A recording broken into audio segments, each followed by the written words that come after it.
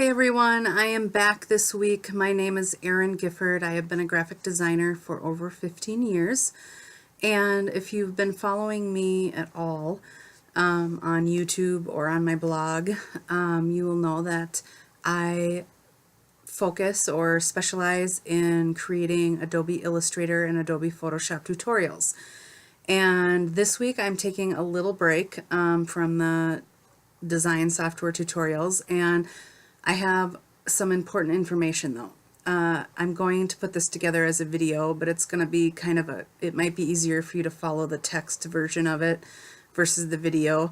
Whichever way you learn best is fine, but we're going to be going over some very common, I'm not sure the right word to use to describe them, but graphic designer lingo, printer terms, kind of the technical things that I get asked on a weekly basis by my clients. Things like raster versus vector, resolution, what does resolution mean, DPI versus PPI, halftones, what are placed or linked images, what do you do with missing fonts, or why am I getting a missing font error, and then embedding your images. So those are the topics we're going to go over today, and we're going to kind of be going back and forth between me talking and some screenshots to explain everything in detail.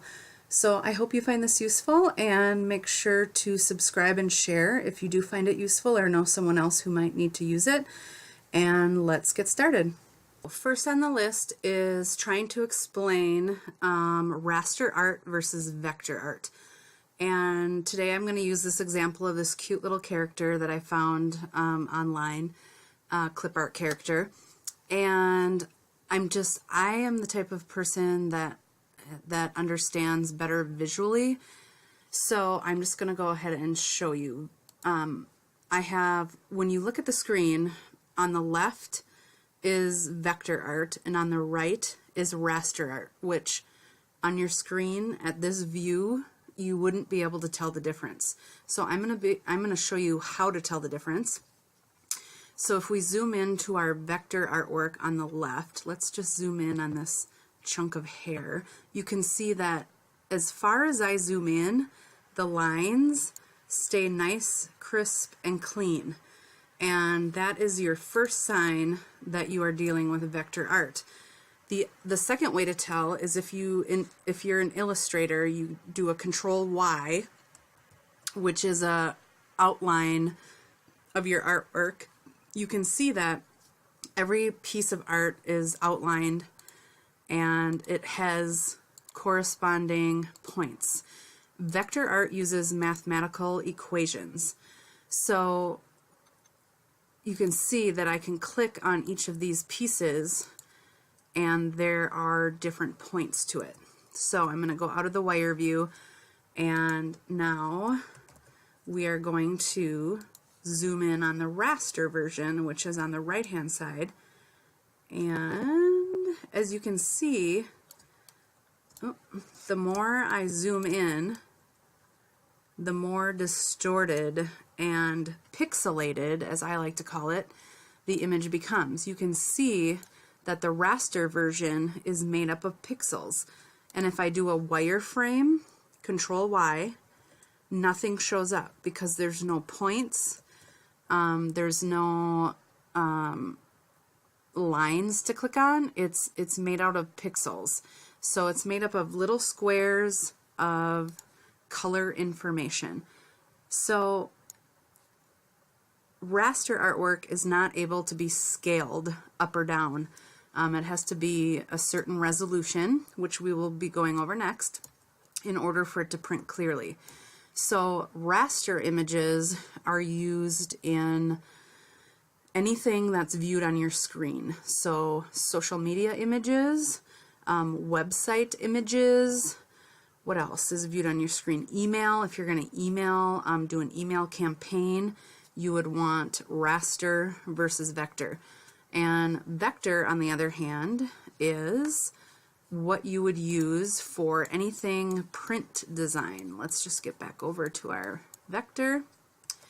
Vector is good for logo design because it can be scaled up or down without losing any quality, and print design because high resolution, which is what Vector is considered, is great for print design and anything not screen related.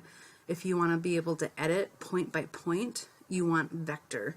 So that is why most artists will create logos in Vector so that they're scalable up or down.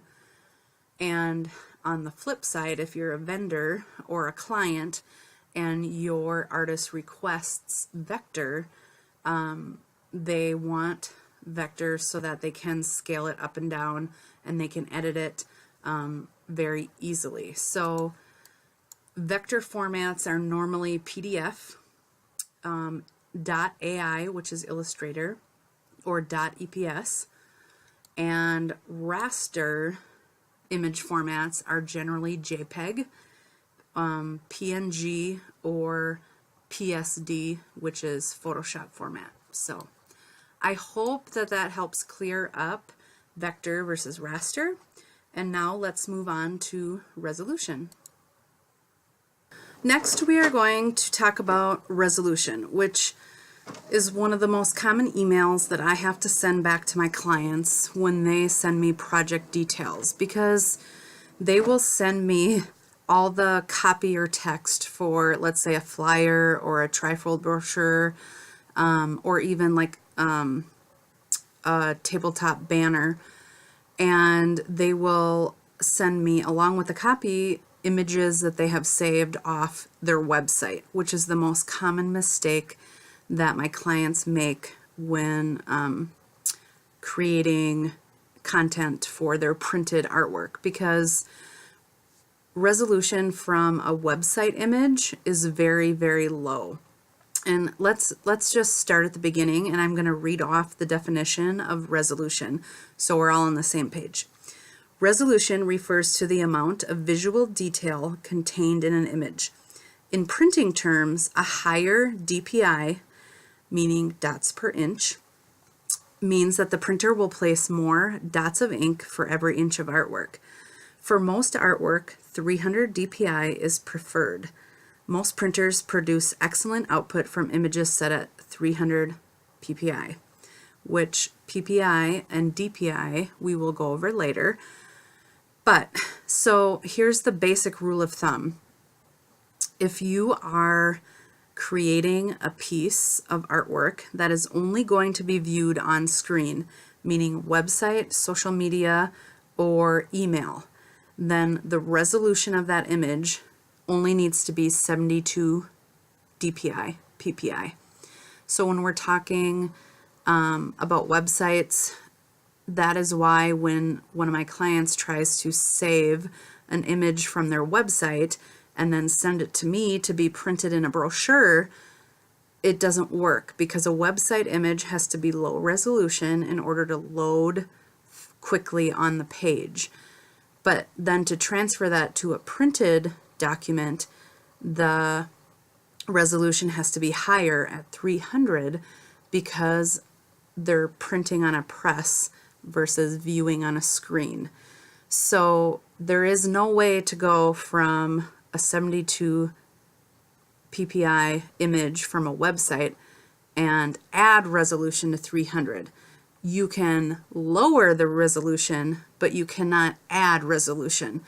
So when a client, sends me a low resolution website image to be printed, I always have to go back and request that they send me the original image before it was reduced in size for the website.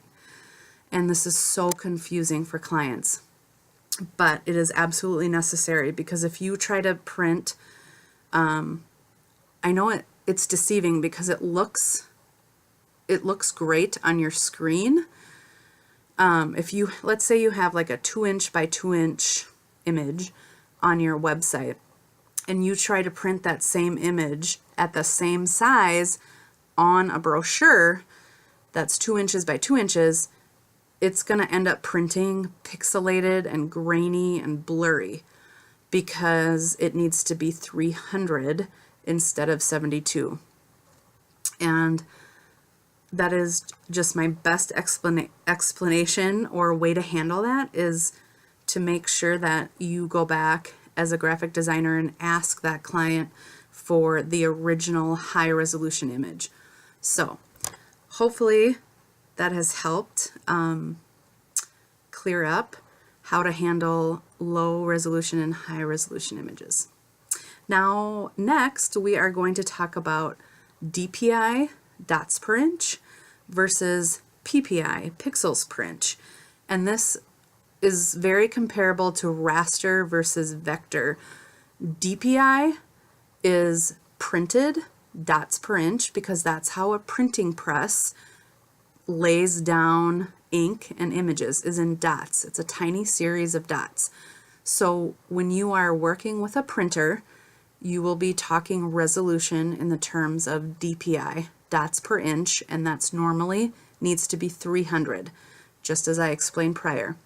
But when you're working in screen mode, which is websites, social media, email, your images, you will refer to the resolution as PPI, pixels per inch, and that only needs to be 72 PPI. Oh, I know, it's all so confusing, and it took me years and years to learn all of this, and even more years to be able to explain it effectively to someone, a client who has never heard the term before in their life. So I am really hoping that this helps clear up both sides. I mean, if you're a beginning graphic designer and you're getting these questions, I hope this helps you field those questions. And on the flip side, if you're a client working with a graphic designer, I hope this helps clears up the mystery and helps you get a basic understanding of what we're needing from you as designers, because really our end goal is to give you the best quality, whether it's a printed piece or whether it's an image that loads fast on your website. These are all little underlying components that help us create the best outcome for you. So next, let's move on to halftones. Halftones is another big question that I get from my clients, especially my clients that I have a few that work in the promotional products industry. So they're silk screening, they're pad printing, and a little bit with the offset press, because you can do, you know, PMS colors versus CMYK colors, and that's probably a whole nother video in itself. But when you are working with singular colors, and by singular I mean not 4-color process, I'm talking like black, like a 1-color black image, or a multi-spot color image, meaning PMS colors, you can create shades of that color by setting up your artwork as a halftone. And a halftone just means that the dot pattern of that color is reduced so that it appears as a shade of the singular color. So I'm gonna quick switch over to my screen mode so I can give you an example of a halftone. Okay, so we're back in screen mode, and this is a great example of a halftone. And let me just be honest, it took me at least 2 or 3 years to wrap my brain around this concept, but if I were to draw this halftone out in Illustrator, this is what it would look like. Let's start with this, then we're going to make it move this way. Oops. Start at 100% at the bottom.